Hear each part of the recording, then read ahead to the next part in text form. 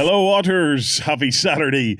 It's time for the Weekender. It's time for us to get a round-the-table catch-up on everything that's been going on in the world of gaming. This morning, I'm joined by the wonderful Ben on screen, our guide, our mega man of everything that's happening gaming-wise. Oh, And then, pressure. and then to cast shade on everything, you have me, Warren, and we also have Jerry, who's just enormous and casts shade in his own unique way. We have Justin, who brings the light. Shining off. Just off the top of your head. Yeah, shining off your head. yeah, Mr. Specular. Mr. Specular, and then we have Brother Lloyd. Hello. Right, next weekend, Star Wars Hobby Weekend. Yes. We're going to have wonderful guests. It's our last big event Yes. of 2019. Yes. We're now about to embark on that final slippery journey into 2020, Justin. Yep. Did you ever think you would make it? I never really thought about 2020. Like the one that really stumped me as a kid was going, wait, I'm going to be, I think it was 15 whenever the year 2000 rolled around. Yes. I was about to say the same thing, right? I remember as a 15-year-old or whatever, thinking about, I'm going to be alive in the year 2000. Yeah. You know, and it was but was there not a show called Beyond 2020 or something like that? Beyond 2000. Was it Beyond 2000? It feels a bit weird that we're only now days Yeah. Crap. There's no replicants. days away There's nothing. from 2020. There's no Yeah. flying cars. Well, Yeah. the interesting thing about it is that when we were teenagers, all the stuff that we were presented as in the future, we are now going beyond. So Blade Runner is now in the past. Yes. Back to the Future Yep. is now in the past. And both of them had flying cars. Cyberpunk 2020, which I believe the kids are about to get next year with Keanu Reeves as Cyberpunk 2087. When it first came out, it was, I think, 1987, and then they've just advanced it. So it was 2020. Yes. then, whenever I played it in second edition, and I haven't seen any snap cards, flying cars, or people with Wilburs. Yeah, it's a big world is a big disappointment. Have we passed Demolition Man yet? What No- year is no. that? Ben, we need that Googled. Yeah, so We've passed when he goes in Yes. to the freezer, but we haven't passed when he comes out. Yeah. We're still waiting to see the Schwarzenegger Presidential Library. well, the 3 seashells, isn't it? Yeah. That's the bigger question. That is the bigger question. Didn't you find a video explaining how to use the 3 seashells, Lloyd? Yes. Demolition Man is when he wakes up in 2032. Oh, we've got a fair bit to 12 go years. yet. We're not too far away then. We're not too far away. Right. Well, anyway, That's when Wesley Snipes' career will come back on. and he'll have finished paying his taxes. So, Star Wars Hobby Weekend next weekend. Looking forward to it. We're going to have an entire weekend dedicated to our love of Star Wars. It's just going to be a fun weekend, just to really enjoying the whole Star Wars experience. And we're going to try, I believe, either on the Friday night or the Saturday night, we're going to be doing XLBS Live. That'll be interesting. That will be fun. So if you're a Cult of Games member, you may want to tune in for that. So we're going to be doing XLBS Live either on the Friday night or the Saturday night. But the rest of the weekend, we're going to be live blogging. We're going to have some live streams of hobby. Each of us is getting involved in our own mini hobby project. Okay. I'm going to be undertaking something 3D printing related. For the Star Wars weekend. I'm not sure what it is yet. I'm still working on it, but I'm going to come up with something kind of cool. Jono is taking a Star Wars toy and working it up from the basics of a Star Wars toy to become a cool Legion model. Justin is going to be MDFing over the weekend. I'm MDFing? You Okay. are MDFing over the weekend. You know, we Is this the foreground Battle Kiwi stuff? No, you're going to be working on the Knights of Dice stuff that came in from Recon 63 from Australia. Okay, awesome. So we have some cool Star Wars stuff that's come all the way from the Wizard of Oz, as I like to call him. Also, myself and Jerry have been diving back into the gameplay, playing about with the new skirmish rules. So if anybody's looking to play during the weekend, you can tap either one of us. Very good. Jerry, you have the option to pick a project if you so desire. Yeah, And yeah. Lloydie, you do too, if you so desire to pick a small Yeah, project. it's called video editing. There you go. What, are you going to re-edit the Oridge? No, it's just be editing videos. On the topic of re-edits of the Oridge Tridge, if you have never seen it, okay, there is some dude out there who has re-edited the original trilogy he's been working on. I know Star Wars: A New Hope. He created my absolute favorite version of it because he redid all the colorization and him. filled in all the gaps and stuff. I'm trying to remember the guy's name. Ben, if you can, or Justin, either of you, if you can look it up. It's a dude. What would you call it? It's like a New Hope remastered or something like that. Now, I know he wasn't far off the last time I looked on Empire Strikes Back. I don't know if he ever got it fixed, but he does these side-by-side renders of the original version, the cinematic release, and then his version, where it's all been remastered, recolored, and it's incredible. Is it a guy called Harmy? Yes, does that ring a bell? that's him. Harmy's despecialized edition. That's it. The one that's He's done a good listed job on the Wikipedia. likes of. I'm not sure that doesn't ring a bell for me. If that's it's- it. I don't know where you've got- seen it, but that's it. Who have you got? I've got some guy Zuniga Have you on seen? YouTube. No. Have you seen the side by sides of Cloud City and stuff? I think he's done a good job on that. As Yes. Yeah. So it's Essentially, he's gone back and he's taken out all of the nonsense that Lucas put in yes. and remastered them because Lucas has never released the original cinematic version. The closest we got was a few years ago, and the reason Harmy started it was even at that he deliberately screwed with it in places. So when he released when they did a limited edition set where they released the cinematic version, it turned out it was just the laser cut version that had been cut down, pan and scanned, and then put up again. So he hadn't fixed the sound, and it actually cut stuff out of the picture and things because Lucas hates anybody going near it. So Harmy's been going back and using Laserdisc versions and video versions and getting the best shots he can for specific things and putting them back together and Well, I don't know if that's the same one as I'm watching because I'm pretty sure the one I watched, this guy managed to find some of the lost footage of the Biggs meeting where Luke and Biggs actually met on Yavin before they went off to fight on the Death Star. Biggs got killed Yes. Okay. on the Death Star. Yeah, but none of us cared at the time because we hadn't seen. There's footage of him back on Tatooine. There's footage of Where him he's back on living Tatooine there as as well well, when he's yeah. going off to the academy. So I'm pretty sure that he edited and remastered in the Biggs footage and stuff as well. That's cool. It's a wonderful because there's nothing gimmicky in it. Do you know what I mean? He's not doing the weird CGI monsters walking in front of the screen that just look weird and break the immersion of the whole movie. There's none of that kind of stuff in it. It's just really beautifully recolored. You know, the lightsabers actually track properly, and he's used. So he's just being very true to it. Very true to it, and just doing what it did really, really well. So even the likes of the snow speeders in Empire Strikes Back, the snow speeders in Empire Strikes Back were transparent. Okay, so you could actually see the AT-ATs through the hull of the snow speeder from the internal shots. Okay, the other thing is that you couldn't. Snow speeders have air brakes on the back. Those air brakes didn't move in the original movie. So what he did is in his version of it, it's all remastered, recolored, so it's not see-through. And as you're actually watching it, when it cuts to the forward-facing shot of Skywalker and stuff, you can actually see the air brakes moving properly. That's cool. To guide the snow Shift speeder and turn, and stuff around. It's Air brakes. air brakes.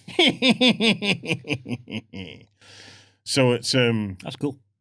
There's he a also managed to work out the exact temperature of a tauntaun. Okay. It's lukewarm. I hate you. And Anyway, So bad. There's no Christmas cracker jokes yet.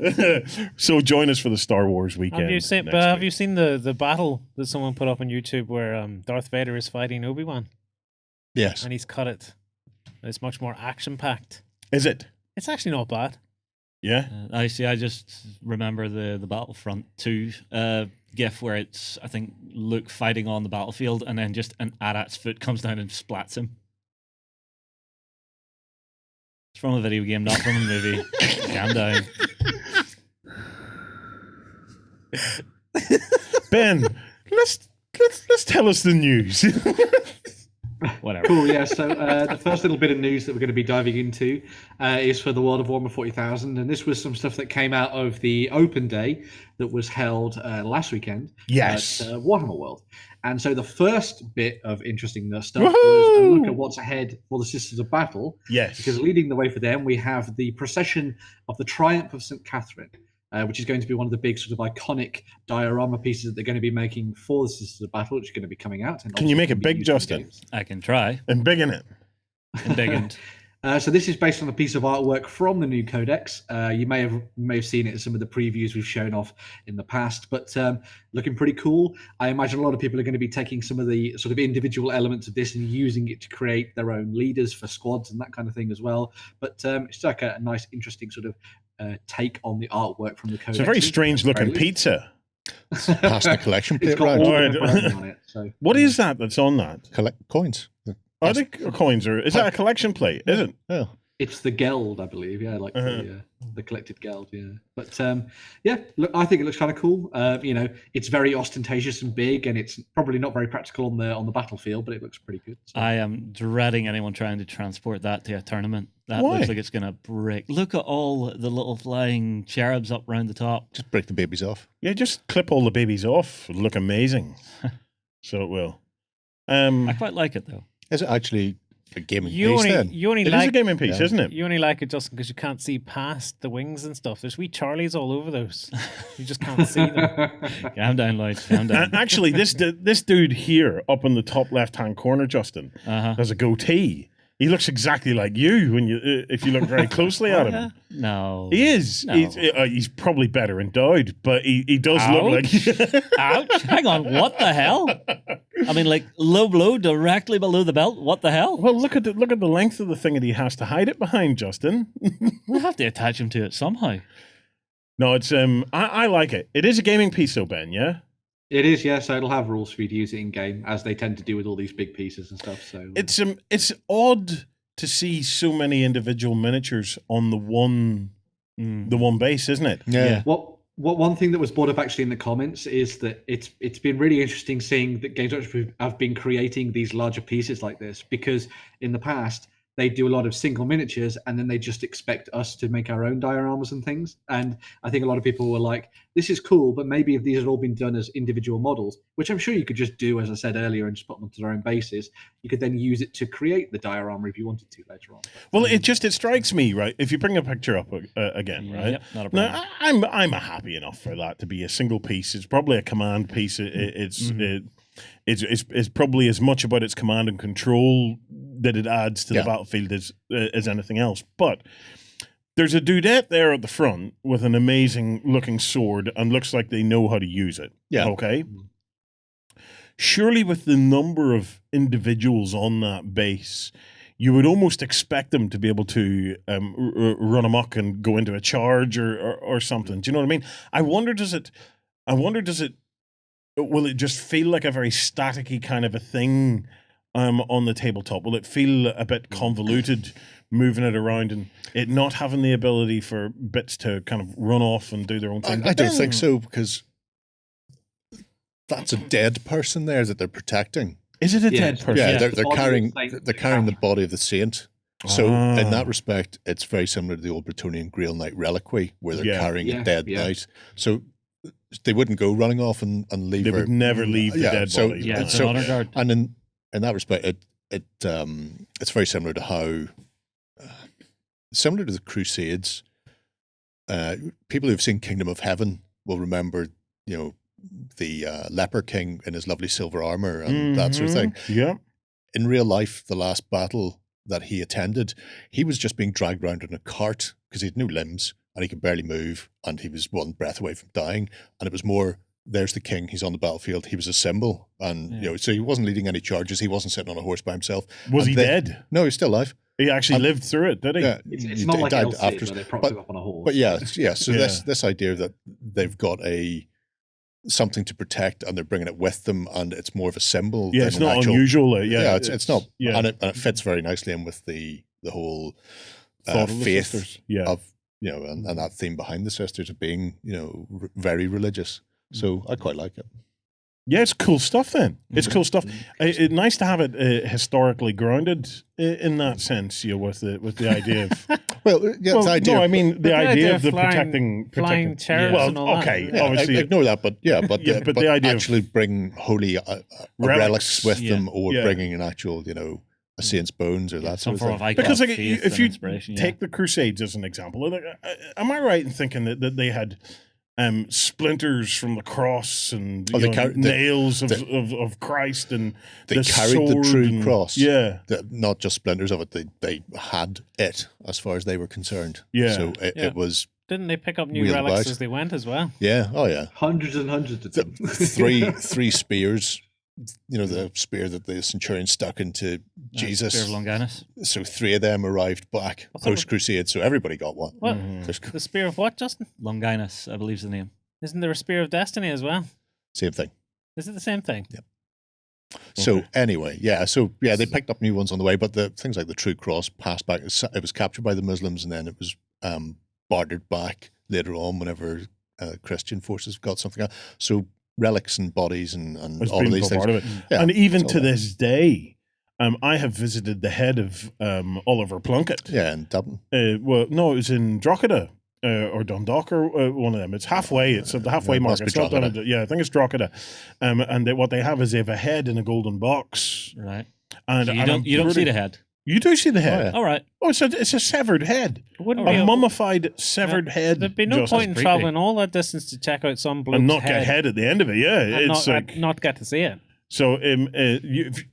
Justin, I will take you to Drogheda for some head some of these days, right? And we will go down, Uh-huh. and you will get an education, man. I'm Okay. pretty sure I've also seen a severed hand, a saint's severed hand, like the bodies of saints. This is all over the world. Oh yeah, They have I, these I know there are glass like reliquaries boxes. everywhere. Yeah, so it's You know, oh, there- there- definitely. there- Pass them there's around. even I think it's a museum somewhere in France that claims to have Napoleon's bits.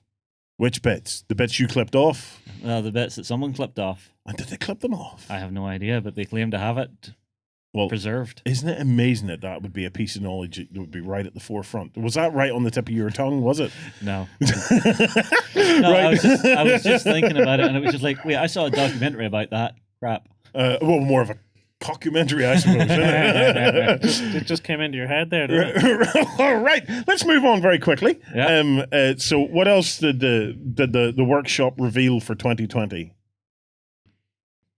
So we also got to have a look at some stuff that they'd put forward for the multi-part sort of Sisters Repentia kit that they've been doing for the Sister Battle and the Adepta Sororitas going forward. So a lot of people will know the ones that you get in the sort of limited edition set, but they've also been showing off some of the additional options and things. So you've got lots of different sort of head options and some legs with bionics and that kind of stuff as well.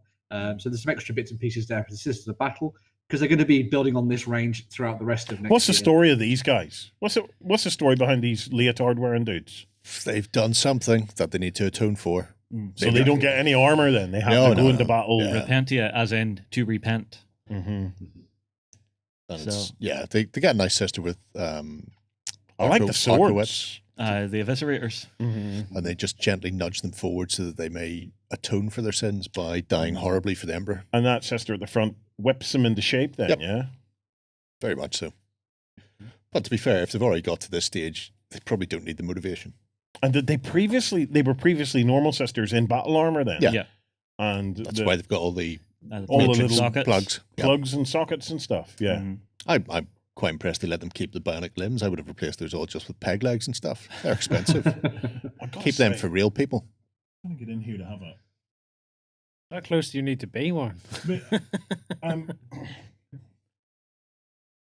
I love the sculpting on this, because this is not just a miniature painted with a black skin tone. No. When you go into the actual face, the facial structure and everything, Yeah. it really, really suits the paint scheme on that. So big thumbs up to the sculptor on that one. Yeah. That's a lovely, lovely bit of work. I love that. I'm not as fond of the muscle tone on them. Do you think Really? too much muscle? Yeah. If you were to take the heads off, even if you would leave those heads on because you can't see what the face is like, Yeah. if I didn't know that they were Sisters of Battle, I wouldn't be able to tell if they were male or female. Especially this one here. Just looks too bulky. And then when you compare it to ones in armor, I don't know. that muscle mass there's a doesn't diff- fit there's the armor. There's a Russian, or no, maybe it's Japanese. See, there's Japanese, Chinese, or Russian lady who looks just like that. Oh, there's loads of them. Oh, yeah. But if you compare that muscle tone to the armored sisters, there's no way those limbs fit fit in inside. their armor. Okay. If I right. if I quickly scroll up here to the first image, so there's your sister there. You can see some of the armor, and I see what Jerry's saying there. That's Yeah. not a great picture to see it from. But yeah, the models themselves are very lithe, and they've got very thin limbs, and then you could fit. You couldn't fit any of those limbs in any of the sisters' armor. Okay, that's going to be a difficult point for me to come back to, or to come back on, because I was going to say one of the things we've got to keep in mind here is that they're bound to have went through a process somewhat similar No. to a Space Marine. No, No, they don't go through that No. whole gene CD kind of process none at of all. that. No. no. That's why they're only toughness 3 in the rules, because they don't get anything. They don't get the carapace under their skin or anything. They just get plugged Right. into their power armor. Okay. And then they And then just train like and then hell. it just does the heavy lifting Well, then for in them. that case, then I wonder why they opted then. I don't know, because the last for- ones, the metal ones that I have at home, don't have that massive chunky thing. No, it might just be because they've changed sculptor. Yeah. It's probably it. So it's not a case of begrudging them having all the muscles. Yeah, have the muscles all you want, but if they don't fit in the armor that they Came out of. came Yeah. out of, then it Kind of seems breaks like the immersion a little. it seems like an odd design choice, doesn't it? So, okay, what's next? So as well as the look at the battle sisters and what they were getting, there was also a new flyer for the Adeptus Mechanicus, and this one has kind of divided opinion again, as most things do from Games Workshop. This is called the Archaeopter, and this is their new flyer that they're going to be using. I kind of like it. I think it looks pretty cool. I'm not entirely sure that it looks like it's something out of Warhammer 40,000, but I really like the look of it, and it kind of gives an idea of exactly the kind of strange, weird stuff that the Adeptus Mechanicus have been working along in the background. So When I think it looks kind of cool. I'm able to stop thinking about the very famous movie Chitty Chitty, Chitty Bang Bang Bang. Right? Well, let me put 2 other movies in your mind then. Hudson Hawk. Oh no, Oblivion. His airplane that he flies around in that. Yeah. Obviously, it doesn't have wings. Haven't seen Oblivion. Yeah. And Bring up a picture of Oblivion. Slipstream Okay. Slipstream, yes. What's Slip? Or bring up Slipstream as well. Then. with Okay. Mark Hamill. Mark Hamill. Mark Hamill's a bounty hunter. It's a really nice look. It looks fantastic. I love it. don't think it fits the Adeptus Mechanicus, though. How because come? The Adeptus Mechanicus are on the cutting edge of technology. Yes. Supposedly, they're the ones that they went to and went, we need flying tanks for our Yeah. Space Marines. That's why they're And then called. you've got that, and it actually looks like it's got pistons to flap the wings. And you're going, that's clearly not Well, you see, how that works. Well, there's the first one Lloyd's on about. If you click this one here, Justin, I think what we're seeing is the dragonfly kind Yeah. of. yeah, no, not Off. that, not that. Go back. Yeah. See that one there? Click that. That Oh, one. that's tiny as well. You should do Yeah. big images when you do these searches. Mm-hmm. Big images. Yeah, it's that bubbly look and the wings. Yeah, yeah. Yeah. Because again, I thought about Slipstream, and in the airplane, and that Go is to just sort of a Slipstream. bubbled Do head. you see- oh, does it?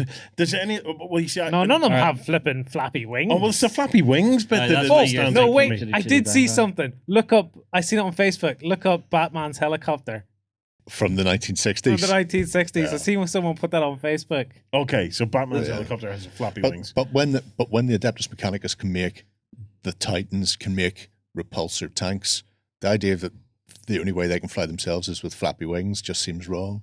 I think it I looks think- it looks I was very. gonna say- Sorry, go. I was going to say, I think the way that they've kind of tried to approach the design has potentially come from the idea of sort of seeing the Adeptus Mechanicus as like steampunky, and so they've tried to do something for their flyer that has that kind of steampunky element to it.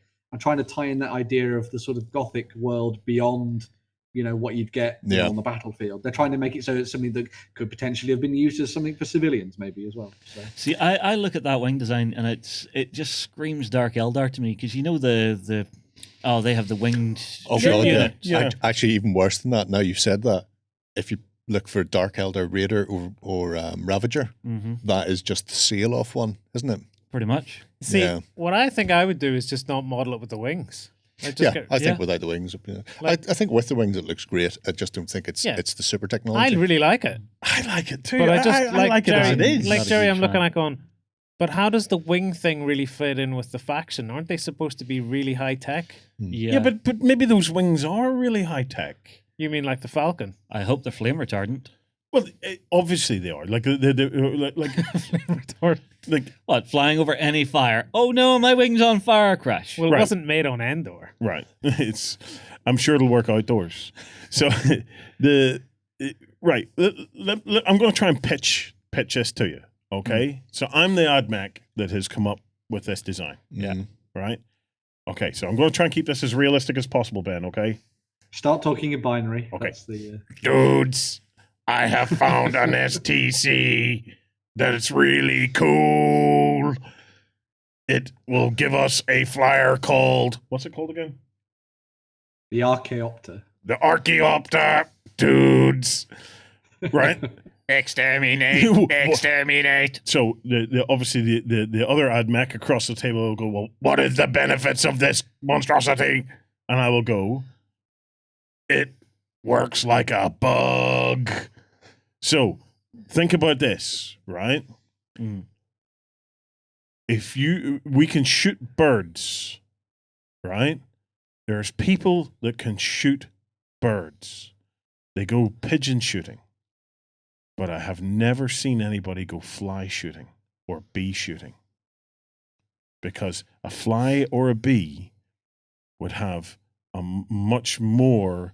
In that case, never Google salt shotgun, which is made specifically to kill flies and bees and stuff when you can't be bothered swatting. You just sit there with your shotgun and just blast them with rock salt. I don't, Oh, I don't bollocks, understand. I'm I don't beaten. understand where you were going with this. Anyway, are you trying to say it looks like a bee or it looks like a bird? No, I'm trying to say that an insect would have flight properties that would be beyond what you would see with a normal flyer. See, I don't know. Because like a fly, Justin, when was the last time you and a fly had any kind of like interaction with one another? Last time I Other had to than the kill one that's like buzzed around last your brain. time I had to kill one. Right. Did you manage it? Yes, How long did it take you? one swing with a tea towel. One swing with a tea towel. I've got to make you a belt, 7 in one blow. I remember that So, story. I was trying to remember what that was. Right. So, but have you ever been outfoxed by an insect? No. You must be a genius. You must be like the Mr. Miyagi of the On What, Tabletop hang on. crew. What do you mean outfoxed by an insect? Well, I don't mean he turned into a fox. I get that we're not talking literal here. Okay, So right. how have you been outfoxed by an insect? I have been outfoxed by insects where there's been like a fly or a bee or a wasp has been made its way into the room, and it has taken me quite some time to be able to either catch or kill it because its reflexes are better. It has the ability to hover, move, and do maneuvers that no normal bird I don't would think be that's able how to this do. flies. You don't think it flaps its wings like an insect? I would highly doubt it. Oh well. Well, no, wait, look, because it has pistons, pistons. as if they can go up and down. Are there any other pictures, or is this Yeah. the only one they've Any- revealed so far, Any Ben? rocket boosters on the back of this thing? That's the only teaser so far. Oh, that's the only teasers. Because Well, you've they- got some close-ups. Ah, Yeah, There's because- there we go. Look, rocket boosters. Yeah, so it has engines. So It's it's got only little- using the wings for Yeah. direction then. Yeah. Do you know what? it's also got them on its legs, though. Is the thing. It's got flappy bits on its legs. Yeah, that's why I'm wondering because you can see it there between. Oh yes, it does. But then it doesn't have a foot; it's got a hook. Okay. So I want to see other ways. Presumably they've I got it like think- hanging upside down like bats or something, and then launching. I think it's worth me pointing out to the community now that I clearly have been talking utter shite on this. So yeah, back to the drawing board on that. Yeah. I like it. I like it. I suppose if it, I expect it to have aero abilities beyond what you would see with a normal flyer for it to look like that. Mm. It may not. Maybe they just designed it like that because they thought it looked cool. That's fine. But the it'd worst- be cool if they have some kind of. The worst thing you Thing can do if you want to be good at flying is stick wings on something. Why? Because if you've got anti-grav type technologies and stuff like that, you don't stick a wing on it. Yeah, but this is probably made by the regular AdMech and not Belisarius Call. If you love it, you'll always put a ring on it or a wing on it. I think. Because like as jet fighters and stuff have progressed, we've got less and less wing, like compared to the size of the bodies. Like if you look at World War II aircraft, the wings are big compared to the size of the body. But as we've got more and more sophisticated, now we're even evolving into the entire aircraft is basically just one molded wing. Like a It's Tic Tac, It's not really beneficial to have too many sticky out bits. as Justin will attest to. I'm saying nothing. Okay, right. What else did they show off? We're Okay, past so- the flyer. We're all stumped by the flyer. We don't know where we are. Okay, so to finish things off for 40K, one of the big things they talked about was that there's going to be 3 new books for the Psychic Awakening. So there's going to be The Ritual of the Damned, The Greater Good, which I assume would bring Tau into the equation, or Tau, if you want to say it the proper way now. And also there's the Saga of the Beast, which is the final one, which I'm kind of crossing my fingers for some awesome Space Wolf stuff for. You see, I that don't know. was I'm kind of- thinking either Orc or Tyranid.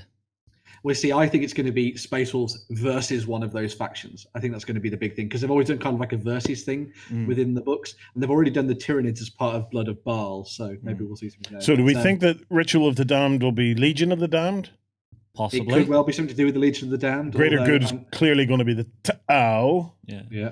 So it's I just think it's this. orcs You think Saga of the Beast is the orcs? because they've used it before for Gaskell being the great beast and stuff like that, and Yeah. orcs That'd are be cool. crying yeah. out Yeah. for Ritual of the models. Damned Mm-hmm. could also be either Night Lords or perhaps Alpha Legion.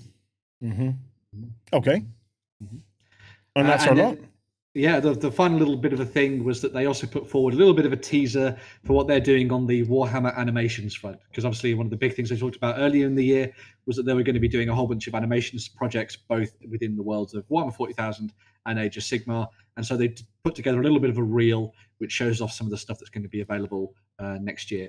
With the sort of announcement at the end of the trailer that the sort of big reveal for what they're doing for the Blood Angels sort of animation project is going to be coming in January. It's got the weirdest music on it for a 40K It does video. have the weirdest. Yeah. There's no grim dark music to it. It's all sort of commercial pop music. I- type stuff. I liked It's it. very aspirational music. I actually quite like the Saturday morning TV type cartoon clips that were in it. I I thought. haven't looked at it. Have you not seen it yet? Yeah. Yeah. Stuff for You've the got books, yeah. some from the kids novel series. Yes. You've got Yeah. one that looks almost anime, and then you've got the CGI one in there as well. Yeah, I'll take the first and the last. So I'll leave you to the. Oh, I'll enjoy the it because it kabuki looks or like the whatever it Night is, Lords so. are getting involved in that one. Yeah, but the first one it had a like Saturday morning TV, like Ulysses kind of power extreme kind of a Centurion thing going on about it. I thought, yeah, that's kind of cool. I like that. Right, Slaves to Darkness Yes. is coming out this weekend. Yeah, so this weekend is the launch of the set that we've been talking about for the past couple of weeks. So the Slaves to Darkness Start Collecting set will be available from today. So you'll be able to go and order that. Maybe from store.ontabletop.com. Who knows? Love that plug, Ben. Love that plug. Always got to do it. Yeah. And then as well as that, you've got the new Battle Tome, a whole bunch of new War Scroll cards, and they're also going to be bringing out a set of endless spells for you to use with your Slave to Darkness as well. So for those people that don't know, the Slave to Darkness are those that haven't particularly chosen a Chaos God to worship, but instead are all under the thrall and worship of Lord Archeon himself, the ever-chosen King of Chaos. Some really awesome-looking updated models for this range. Is this box going to be a limited edition box, or No, is no, this going to no, be like? it's- Start this collecting? is a That's new proper start full-on collecting. full-on start collecting set. So. Yeah, but is it going to be available all year then? If it's the full-on start. Yeah, collecting yeah. set? This is Not- it. It's This- not one of these Christmas battle boxes. No, or anything? not one of these Christmas battle boxes. This is the new starter box. I am so psyched for this box because if you remember, this box is my win-win. Yes. Okay, so either the models are bigger than the previous Chaos models, in which case it's win because they're big, chunky, cool-looking models, or they're the same-ish size as the previous Chaos models, in which case it's win because I get to integrate them into the existing kind of Chaos-y army that I've got because I love the Cav. I think the Cav is just They're awesome. gorgeous. It is awesome. I just love the movement in them. There's so much more movement. I'm not sure about the big white dick looking lizard thing at the front. I'm not entirely convinced on that. I think a bigger. I just don't Bigger know. mean a warhorse you want I don't know. Wait until you have it in your hand. Yeah. So two of the things I was going to say actually about this I thought was really cool is that I was looking at this, and because the aesthetic is so close to what we've had in the past from the Chaos Warriors, as you were saying, Yes. I really like the idea of using these to build on something like an 8th edition Warhammer Fantasy Army, because the rules are still out there, you can still play the game, and I'd love to integrate them into the mix.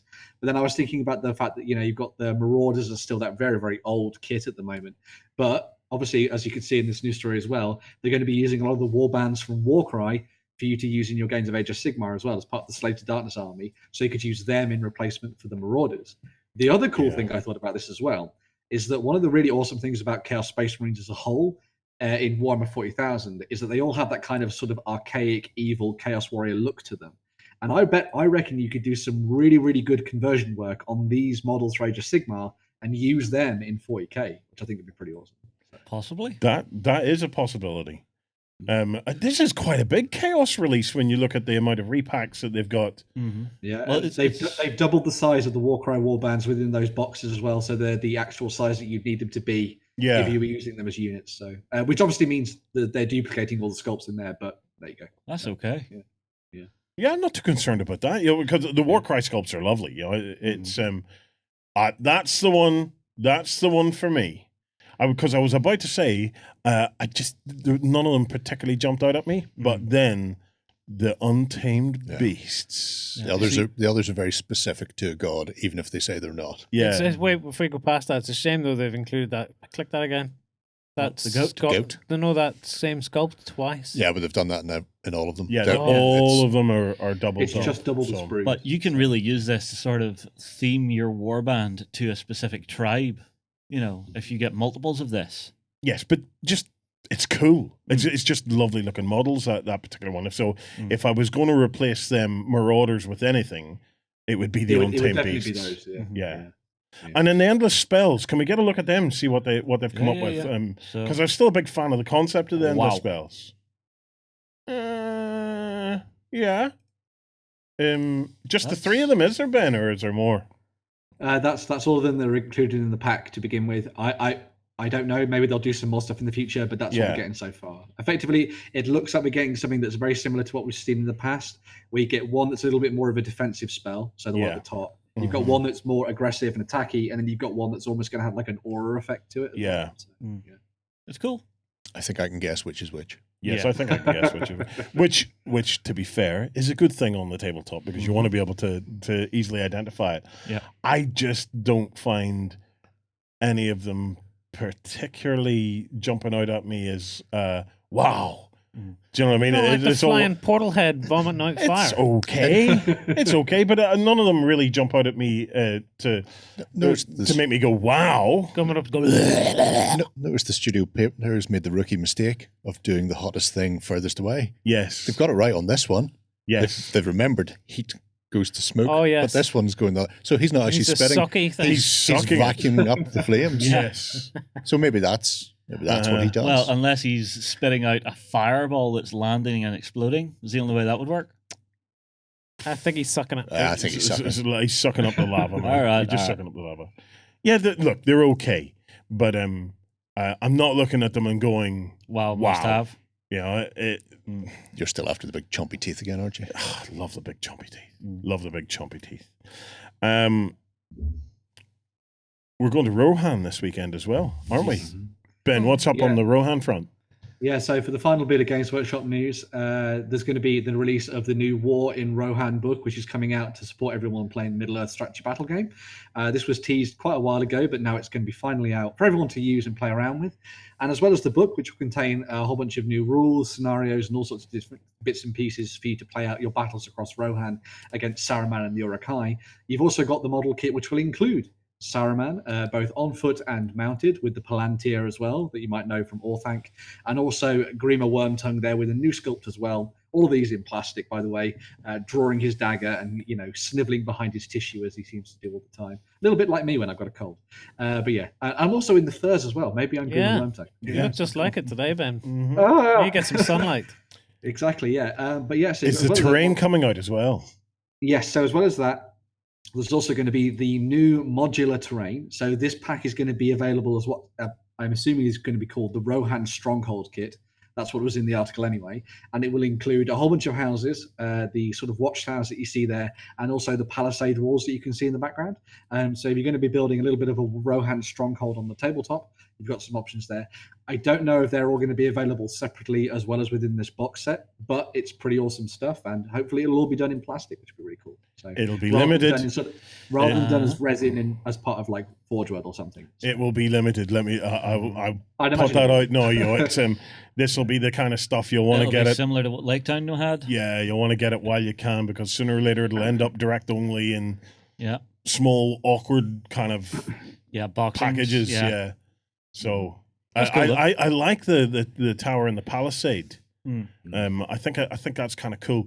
Is there anything historical you could get away with using that? It's or does it have a design aspect to it that would just make it look odd? The Palisade's fine. Don't know. Palisade's about the tower. fine, yeah. Well, if you lose probably, the you could probably get horse away with heads the off it. housing. Yeah, the housing and stuff could be used in the Dark Ages Yeah. maybe as well. So Mm. yeah. Rip the heads off. yeah. Yeah, Or It's just- always or cool to just- see that or kind of just- stuff in or Just plastic. keep those on, actually. Yeah, for or that just bit. Yeah. just accept the aesthetic of it and go, that's what they're into. The people No, I who mean, built this. that's fine. You're grand with that. Because even Viking houses had stuff like that. But Yeah, the, but the mostly- tower itself would be a bit weird. Mostly like dragon heads and stuff. Well, Yeah. I mean, like, I don't know if you cut the top horses' heads off and cut it down to where the spikes are, maybe. Yeah, that's what I'm saying. Cut the heads off Mm. on the tower. You Then leave them you'd- on the buildings. You'd lose your Fine big, on the buildings. You'd lose your big dong in the middle there. That's grand. I think would be okay. Yeah. with Oh, the I didn't top, even yeah. see the bell end. That's Yeah. awesome. So nice. Mm-hmm. Right. Does that wrap us up on our GW stuff? Yeah. Yes, that's everything for Games Workshop. Coolio, because now we can talk about Angry Joe and the Street Fighter update. Oh, hello. Ben, fill us in, man. Yeah, so we talked to Angry Joe a couple of years ago now when I think it was back in 2018 when the Kickstarter launched for Street Fighter the Miniatures game. And one of the things he's been doing over the last couple of weeks and months is putting out update videos on the progress that he's coming towards finishing off the game and getting it out to all of the backers. So one of the big things that he's been focusing on in the last couple of videos is looking at the model quality, because people that back the Kickstarter and other people out there might know that all the stuff you're getting for Street Fighter is actually all pre-painted. So he's been going back and forward with the people over in China and also the Capcom over in Japan and in America, and trying to get everything finalized on that front. So he goes through all the different sculpts, showing all the different levels that he's been going through in the painting techniques that they've been using, and basically refining everything so that it matches exactly what Capcom and obviously he wants in terms of quality for the game. The most recent video as well actually looked at things a little bit more detail on the mechanical front. So one of the big things they've done is they've redone the rulebook and updated it. And so the latest version of that is available for you to download and have a read through so that you can get your head around the mechanics and see how the game plays out as well on that front. And also feed back to them so they can also make the final version nice and pretty for the start of 2020. Because one of the big things he's been focusing on is trying to get everything done on the production front and make sure everything is signed off so that he can actually start everything in the beginning of next year and get it out to all the Kickstarter backers as well. So yeah, Happy days. if you back the Kickstarter, you've got some options there. So, Yeah, I really want to get a go with this game. Oh, I'm excited about this one too. It's and I'm really excited to see where he goes with the pre-paints. These will be pre-paints like we have not seen Are there in any- this industry so far. Any So pictures or just the videos at this point? Because I Are could you- see them in the thumbnail, but run one of the videos there, Justin, just to Yeah, sure. kind of flick through it and see if we can see. All right. Like, I can give yeah, I can that give you one. a kind of like rundown as well of it. One of the big things that they've talked about is a lot of the that's stuff is the done- rule book. Don't play that one. Play the other video. Sorry, Ben. Scroll So- That's down. all right. Here. Yeah, That that one. one. Okay. One of the big focuses with the miniatures is that a lot of the stuff is all around the idea of using tone and color and exactly trying to get the colors right for each of the characters. But then one of the additional elements to that is using things like shades and stuff in order to bring out things like muscle texture and also make sure that the actual clothing looks right on the characters to match the sort of versions from the video games. The other big thing is a lot of the use of the sort of clear plastic that they've Yes. been using across the models to create them sort of power effects and the Hadoukens and that kind of thing as well. So, and also facial details have been a big thing for him. So one of the big focuses has been sort of looking at the idea of like Ryu's face and trying to make it look like he doesn't look like a derpy man. Well, we're seeing Blanca here. Yeah. So as you look through the videos, he actually goes into quite a lot of detail. So it's really worth watching this if you want to have a look at the sort of process that he goes through, because it's kind of interesting, watching that and then hearing what he says about having to deal with the licensing from Capcom on that thing as well, because it can be a rocky road. So yeah, very cool. These are wicked looking. Yeah, they are very cool. Yeah, I really like the way that Sagat and stuff have come out. It's really cool. So yeah. I'm just impressed they've got the eyes on the eyes. Yeah. Isn't it? Now, it's one thing looking at prototypes. Mm-hmm. It'll be another thing when it comes to mass production. That'll be the real challenge here, is seeing how they can keep this Quality, consistent quality across it. Consistency. Yeah. Is exactly the That's word I'm the key. looking for. Consistency across an actual full production run. But if they look at that. I mean, theoretically, they Does should be able Guile to. have the American tattoo on both shoulders? Pass. You're into details now. I couldn't tell you. I imagine yes, because otherwise if- Capcom wouldn't have passed it. Yeah, if it's on the models, then it's probably on the character in the video game. So. That's cool. That's some collection. Because if you look at some other like collectible models in that scale, they can definitely do it. Because Lucas fired out stuff for Clone Wars years ago, and it's that sort of size, that sort of coloration, the detail is all there. But you were paying a premium Yes. for the miniatures. I don't know what this is going to weigh in at cost wise, and that's where you'll hit those speed bumps, because if they're having to produce so many for a certain cost, that will more negatively impact it. One of the things to just mention quickly is that the actual miniatures game itself was a Kickstarter exclusive, so everything that came out was available for that. There will be, and he hopes, a select few extra boxes maybe that they can sell at conventions and that kind of thing. But he's also got his eye on a second printing of the game if everything runs smoothly. So if you do like what you're seeing here and you like Street Fighter, just keep an eye out, because I'm sure he'll be updating people on that in the future. There you go. Yeah, well, we'll keep an eye out on that. When we get a chance, let's reach out to Angry Joe and see if we can get an update from the horse's mouth. Street Fighter we could actually be good at. Yes. Rather than having to have reactions. We don't have to have reactions. Like a fly. Rangers of Shadow Deep, the deluxe edition, has been announced coming in 2020. Now, this is Joe McCulloch's game, yeah? Yeah, so this is Joe McCullen, who created Frostgrave, that everyone will know, and he's also working on Oathmark, which is coming out next year from North Star as well, and Osprey. Osprey, yeah. Yeah, but this is his look at sort of repackaging Rangers of Shadow Deep, which is a solo/cooperative game that you play on the tabletop with your team of Rangers venturing out on playing through scenarios. And so it's got a really sort of deep role-playing game, focused everything about it. And I love the idea of it being a solo cooperative experience as well.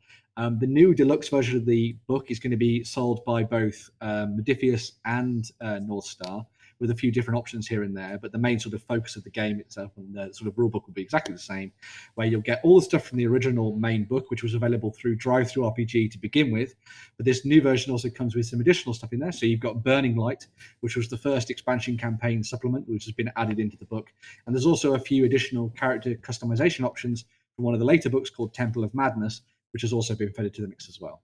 So if you're really interested in playing some solo cooperative stuff on the tabletop, this is one that you might want to go and check out in the new year. So, Happy days. Fireforge Games have some new Forgotten World heroes out. Yeah, so this is some more stuff from them for Forgotten World, which was their sort of fantasy world that they created, but using a whole range of new plastic kits. So they had the Northern Kingdoms and they had the Living Dead as well.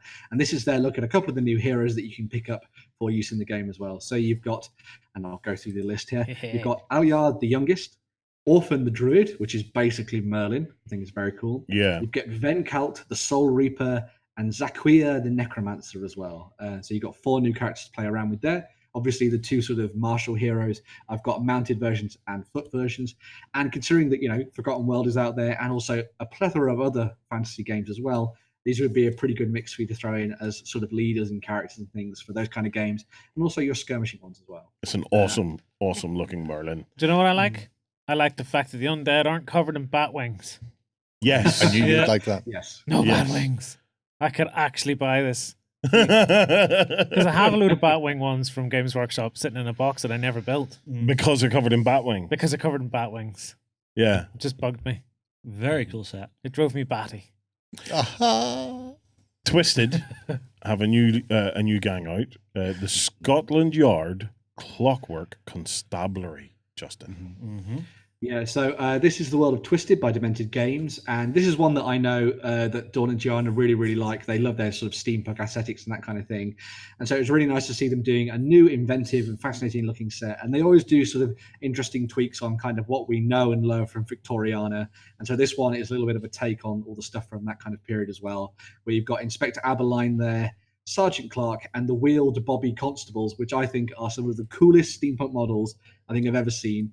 I really love their sort of aesthetic that they've gone for with them, and the guy's got the handcuffs attached to the side of it as well, and you can just kind of imagine a ruffian running down the street trying to drag the wheeled constable along with him as it's sort of bouncing on the cobbles and stuff. And this is just a sort of another chance for us to look at Twisted as a model range, really, because they've done some amazing stuff with this, and it's got a really nice sort of deep underground following for the game as well. And hopefully we'll get a chance to, look at it in a bit more detail and stuff. And I'd love to hear actually people who've played the game. And it's a little bit like what we've said before for the likes of things like Bushido and Deep Wars and Shadowsea. I really want to hear from people who've played the game and, really delved into it rules-wise, because I want to see, learn a little bit more about how it plays and that kind of thing, because the models look absolutely fantastic. And they'd be good for hobbyists to pick up as well as just gamers. They look seriously good fun to paint. Yeah, They the like- model yes, range is yeah. insanely good. All really well defined. And if you go down to the wheelie guys, Chortle and the wheelies. Yeah. That's Yes. all I was I thinking. love the combination, because you've got like Hey, old little old lady. yeah, you've got rubber, you've got metal, you've got glowing lights, you've got clubs, you've got a whole range of different Truncheons, things. Lloyd. Truncheons. Oh, it's so cool. Yeah, I absolutely love this stuff. I was The talking I to was gonna say- Twisted a little while ago, and hopefully they're going to be sending us Brilliant. starter setting rules through, so we can have a butchers at them. Cool. So, but it's got to Very come nice. all the way from New Zealand, I believe. Oh, wow. So I was going to say one of the other cool things about the stuff that these guys do, and it's not the case with all of their models selection, but they do have options for buying a lot of this stuff in both metal and resin. So depending on the type of material you like, you can go and check everything out and see what you think. So. you should check out Mary Poppins. She's flying along with a steam powered umbrella, dropping bombs on people from her bag. It's amazing. Very cool. Nice. Mary Poppins. Mary Poppins. Mary Poppins. Right. Next up, big news. Frosthaven, which is a massive expansion for Gloomhaven, is coming next year to Kickstarter. Ben, Yeah, so I would imagine you have been digging into this one. Oh my god, yes! I cannot wait. So this is from Isaac Childress of Cephalofair Games, and obviously he made one of the biggest games that has ever existed on the tabletop, Gloomhaven, both literally and figuratively. And now he just wants even more money by creating Frosthaven. So this is going to be a new, massive, big box expansion, or sort of standalone or expandalone. I guess that's the kind of word you'd use for the Gloomhaven universe. It's going to come with a whole bunch of new characters. Obviously, a lot of them sort of secret and boxed away, and some of them available to play with straight away. You've also got a whole bunch of new scenarios, new missions. You've got a whole mass of new items and everything. And basically, it's going to be an entirely new way for you to dive in and play Gloomhaven from that sort of baseline. So if you don't want to go back and play the original Gloomhaven, you can just go and pick this one up and start playing the game. And one of the big things he says is that he wants to try and make this a really big sort of adventure for everyone, both sort of starting out from the beginning and also those that have played through the original Gloomhaven and completed all the scenarios and that kind of thing as well. We're going to hopefully learn a little bit more about the game because PAX Unplugged is happening this weekend and he's doing a big panel there. So hopefully next week we'll be able to talk a little bit more about the different characters and kind of what he has planned for it. Because one of the big focuses is he's going up into the sort of northern areas of the world that he's created, and he's going to be telling an entirely new story. And one of the focuses around that is the idea that there's going to be a lot more interesting stuff to do with the kind of factions that exist there. So as well as just being able to go out and fight all these different factions, there may also be a little bit of diplomacy in the mix as well, a little bit more of a role-playing element, which would be kind of cool. So we'll have to see how it all pans out and comes together. And obviously, this is Isaac Childress. He makes amazing games, and I'm sure this is going to be just as good. So Quick question, Ben. Is there not meant to be like years upon years worth of content in the original Gloomhaven box? there is years upon years, and I- you can go back and play through all the different scenarios again. So. Yeah, I would love to know if anyone has actually made it through every single scenario yet. Just because there was I'm- apparently meant to be that much stuff in there. My group, we're probably maybe 3 or 4 missions away from the final sort of main quest, I think. But there is still loads and loads of different scenarios in the book that we haven't even touched or looked at, and that's not discounting all the fact that we've gone off on branching narratives as well. And there's also the replayability of doing random scenarios too. So if you just focus on the main quest, a little bit like if you're playing a video game, you can sort of power towards the end, as it were, but there is still a lot of content just in the main original Gloomhaven box to play through. So this is going to be one that people might pick up and just sort of amalgamate with everything they've already got to try and make an even bigger collection. So. What's the other thing that's in the post there? Oh, Jaws of the Lion. Yeah, so the other thing is an update on the game's sort of like more mass market appeal version of Gloomhaven. So this is one that he's going to have at a lower price point. So the price point for Gloomhaven is pretty high. It's somewhere around £90 to £100. But if you're going to be picking up Jaws of the Lion, it's going to be coming in around the sort of £30, £40, $50-ish mark. And it will come with a whole new set of heroes for you to play with, and also a slightly more cut down and focused scenario and narrative for you to play as well. So if you don't have the money to spend on the larger version of Gloomhaven, you can kind of get in and enjoy exactly the same mechanics and exactly the same kind of world building experience with Jaws of the Lion, which will be coming out, I think it's sort of like mid next year, which is pretty cool. So yeah. Cool. Is the purchase decision really just price, or is it easier to play Jaws of the Lion? Or one of the big focuses, I think, for the Jaws of the Lion one is, as I was saying, I think it's that slightly more streamlined narrative. So maybe if you've looked at Gloomhaven and thought the whole branching thing and having to, go through all those different missions to try and find the sort of main quest is a little bit too daunting for you, the kind of more streamlined nature of what you get with Jaws of the Lion might be the sort of defining factor of why you pick that up rather than picking up the core Gloomhaven. Which sounds interesting, because when you talk to me about hundreds of stuff, I'm sitting thinking, I will never get the time. Could I commit to play all of that? Whereas you give me this cheaper option where I can dip in and go, well, I will have a bit of that flavor because I like the look of it, but can't justify the big price because I know I'm never going to go through all the content that's in the book. Well, I mean, like there are sometimes whenever you look at a massive game and go, yeah, there's a ton in there, I just can't get through it, even if for the money it is a good deal. So sometimes whenever you look for games, you're looking to go, I want to drop what, 40 quid on a board game this month? It's only a good deal if you can get the use out of it. Yeah. Yeah. Moving on, War Games Atlantic previewing some World War I models. Timing is perfect for this.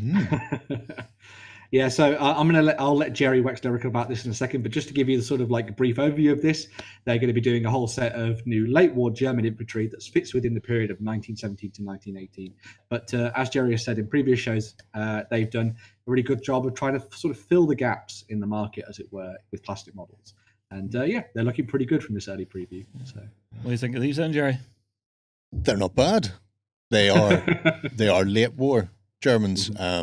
So I want to see more pickle helms on people. I want to see more spikes. The wee spiky ones. Yeah, from early war. But this is going to be the first of their Great War range, because they're currently breaking down into classical fantasy, ancient empires, which is going to be Persians and other things.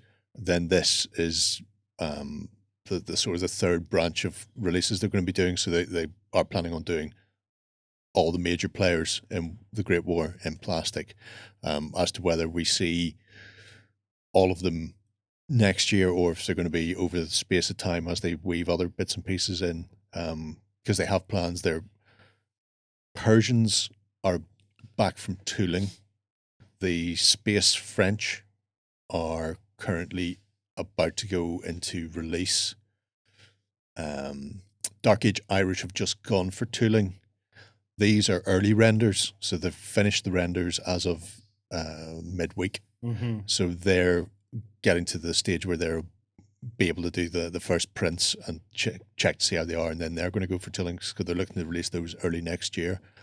So they are working like a traction engine. They're just, as one thing comes off the design, the next one's going in, so that they have a very consistent release plan ahead. We don't know where it's going. There is another, it's not fantasy, there's another box, a mystery box, which I think is historic, that they haven't told anybody what it is at all, that we're due to see at the end of this year as well. So perhaps we'll get to see something else for the Great War, or it might be something totally out of left field. So they've been doing some beautiful stuff and very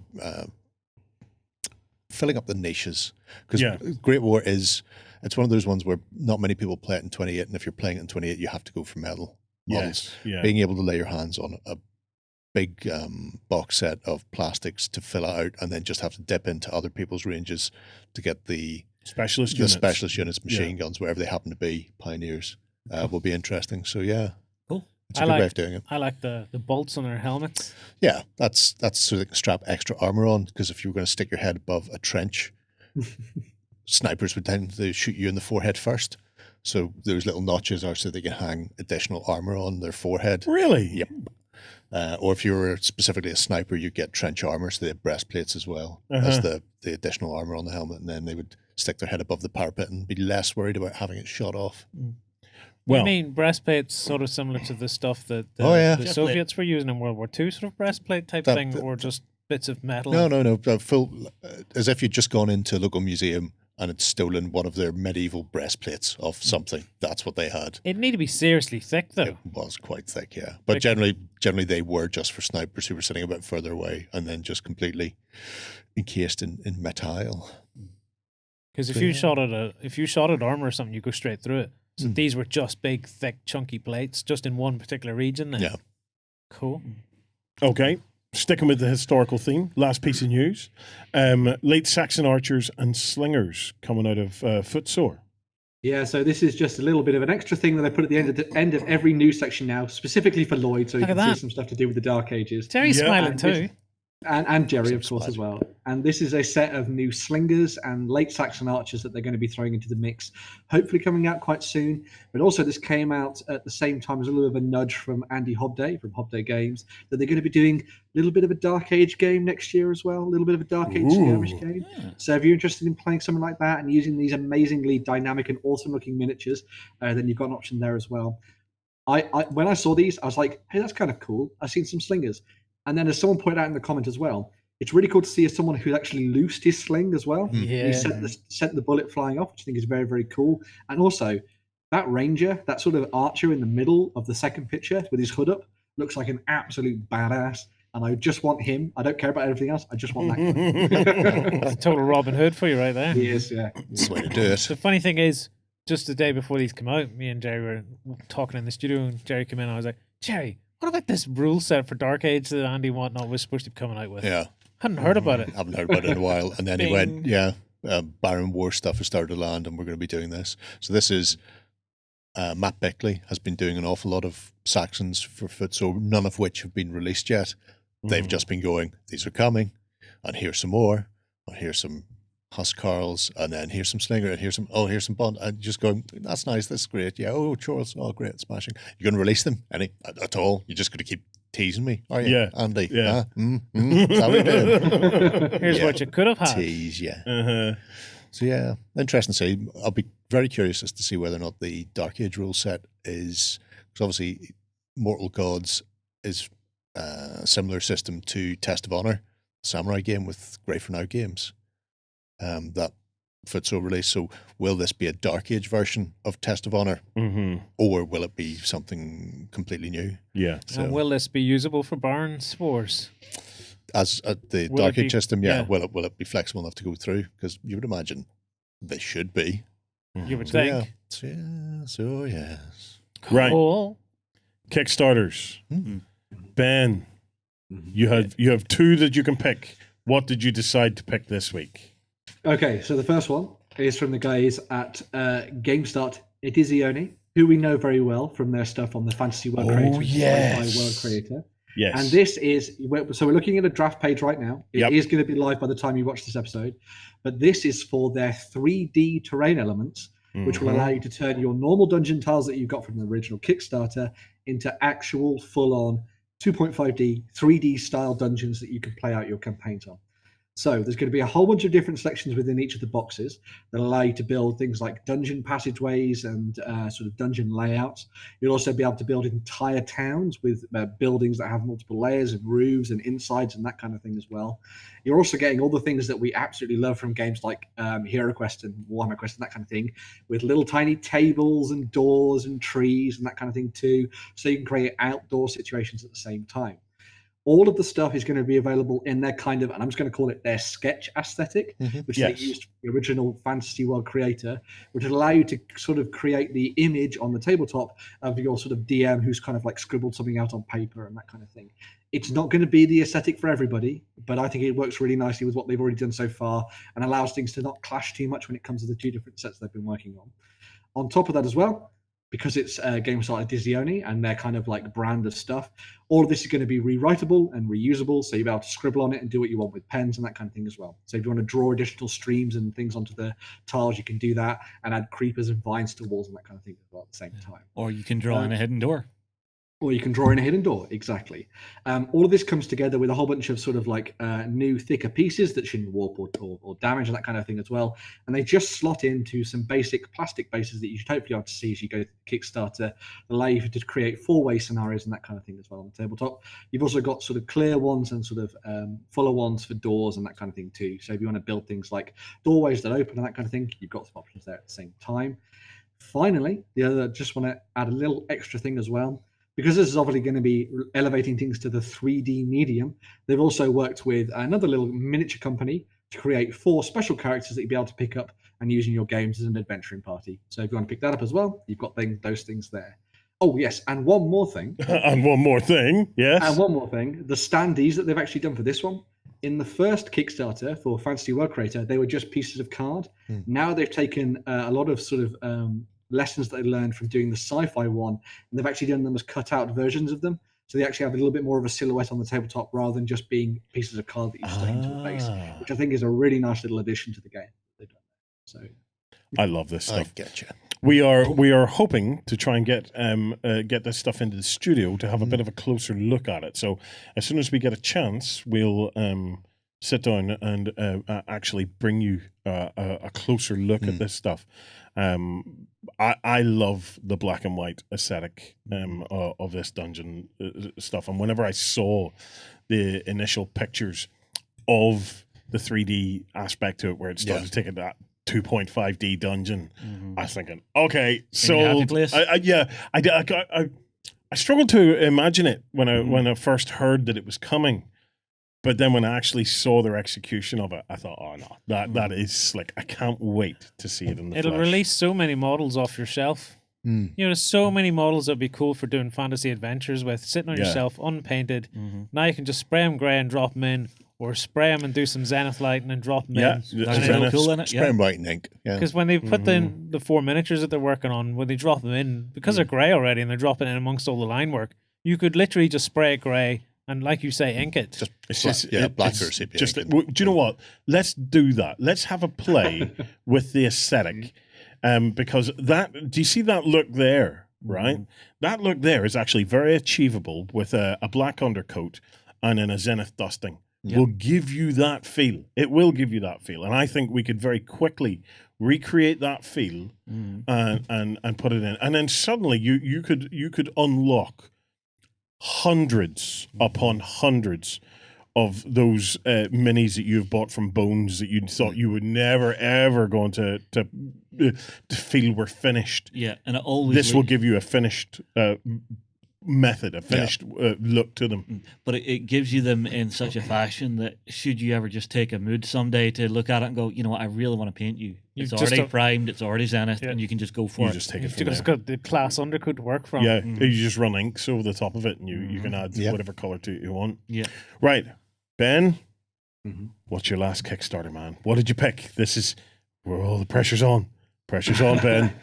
So for the other one, I've picked up another massive, adventurous role-playing style game on the tabletop. Of course you have. Divinity Original Sin, the board game by Linvander Studios, done in collaboration with the people that created the very, very, very popular PC game. So this is a new, completely cooperative adventure game where you tell the stories from the world of Divinity Original Sin, which is really cool.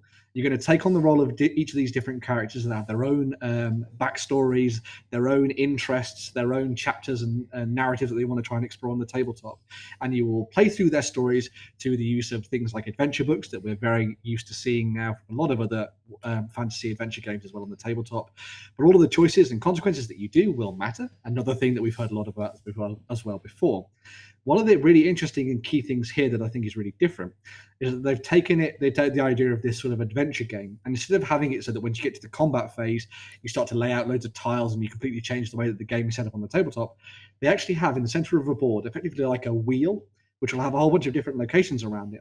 And so this cuts down the idea of having to do loads of miniature-based combat and all that kind of thing. And instead, you'll go to these different locations and you'll fight out your things there as your individual character or as part of your party. And then you'll flip over the cards to see what kind of rewards you get as well. Let's play the Wheel of Misfortune there, Ben, huh? The Wheel of Misfortune, basically. That's effectively what it is. The wheel itself actually works as part of the mechanics of the game as well, because within the center of it is a little initiative dial that will count down how combat works. And all of the actual combat abilities and sort of how that plays out mechanically in the game is almost directly taken from the PC game, which effectively had a little bit of a tabletop feel to it anyway. So it was a really nice transition period over from that to this. You'll have what's called sort of action points on your character's card. And when you spend those, you'll be able to do certain things on, for example, with your weapons or your special abilities and that kind of thing as well. And this will allow you to sort of roll a whole bunch of different dice, color-coded to the different kind of actions you want to take in order to see if you succeed or fail in them. The other really awesome thing about this that I really liked is that they've taken over the crafting mechanics from Original Sin and they've brought it into the board game. So now if you have two different components, they will have a number on them. And when you combine them, that will tell you what number to go and find from a huge deck of cards. And that's what you make. So you might find like a root for something and you might have some water from a different place. And when you combine them, you'll be like, oh, cool, that's how you create a strength potion or something like that, which I think is a really nice little additional detail. The other really cool thing they've done about this, and it's something that's a little bit different, and it'll be interesting to see how this works going forward, but they've got what's called the Chronicle system. And this means that every choice and consequence you make, you can then feed through to Linvander Studios, and they will input it into a large digital database. And this will inform what happens in further chapters as part of the story going forward. Now, I don't imagine this means that they're going to be creating like another Divinity Original Sin box game later on in the future. Hopefully, this just means they're going to be doing another book or another narrative scenario set that you'll be able to pick up, and that will have all the things that you did in the first one as a collective pushed forward into the future. So one of the examples they did raise is, say, for example, the vast majority of players burnt down the tavern in X town or something. That means that in the future, that's not going to be there. And so you'll have to sort of, mess things around and see how the sort of narrative and things go in the future as well. But yeah, a really big, immense looking project from the guys at Linvander here. Sounds pretty interesting. If you like Divinity Original Sin, this might be something for you. I like that. I like the living world aspect that they're moving towards. I think it's a nice, innovative addition. It brings a legacy aspect to the game, especially whenever it's a group-based legacy aspect based on.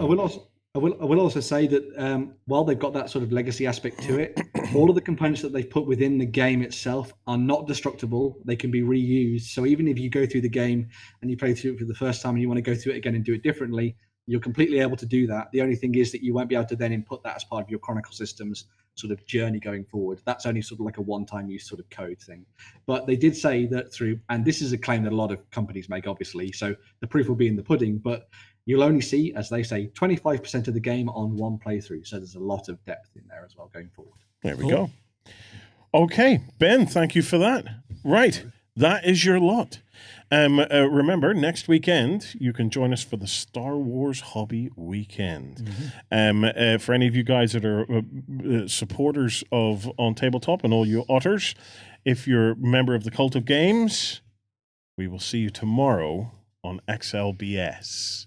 We get a bit of hobby time, and I've got some cool stuff to tell you, Justin. I'm going to educate you, man. I've got interesting. Education? I've got education for you. Okay, man. You'll love it. I believe Justin has a gift for you as well. Yeah. From my holidays, I brought everybody a gift. Yeah, you weren't here, so you didn't get yours last week. Except Ben.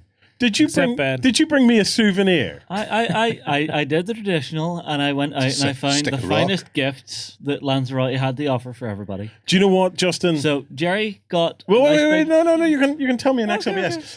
But I just want to say this is why I love you dearly, man. It's just working class. This is working class. He hasn't seen the gift yet. Frankie Boyle nailed it.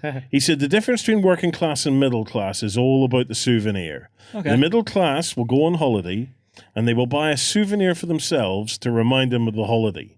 Whereas the working class, they go on holiday and they buy souvenirs for all their family and friends as a memory of a holiday that they never went on. Yes. This is amazing. Very true. This means I'm middle class. Yeah! Finally!